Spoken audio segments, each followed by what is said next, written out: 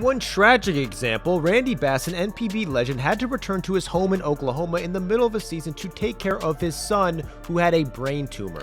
When he did not return to Japan by the agreed-upon date, fans questioned his loyalty to the team, and he was dropped from the organization. To make matters even worse, the Tigers tasked their GM to try to get Bass to return to the team while negotiating a deal that would prevent the team from having to pay Bass's son's medical bills. When Bass turned this offer down, the general manager felt so stressed from the high expectations and embarrassed for not being able to get Bass back to Japan, he committed suicide. This is an example of how seriously Japanese culture takes the duty of being dedicated to your profession. Putting work in front of family and health is normal and even respected. So for hardcore Japanese fans, players like Bass refusing to make the same sacrifices for the team is extremely disrespectful, because it means they're not taking Japanese baseball seriously and are just there to get a check. Japan has always been known as an isolationist country. In fact, in 1981,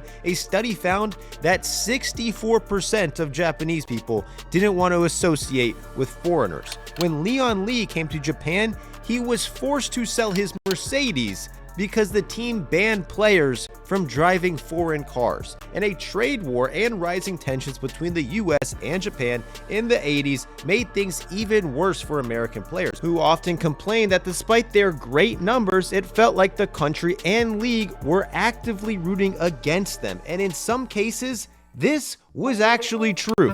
When Darryl Spencer was about to become the first foreign player to win the Triple Crown, he got walked over 20 times in a row to prevent him from hitting another home run. He even went to the plate with his bat upside down, and they still walked him to prevent him from getting the Triple Crown. For decades, when a foreign player challenged an important record, they would get this treatment. Randy Bass only needed one home run with 2 games left to tie the single-season home run record in Japan. Ironically, these 2 games were against a team managed by Sadaharu Oh, the man who held the record. To prevent Bass from getting a chance to tie the record, pitchers on the team were threatened with $1,000 fines for every strike they threw to Bass.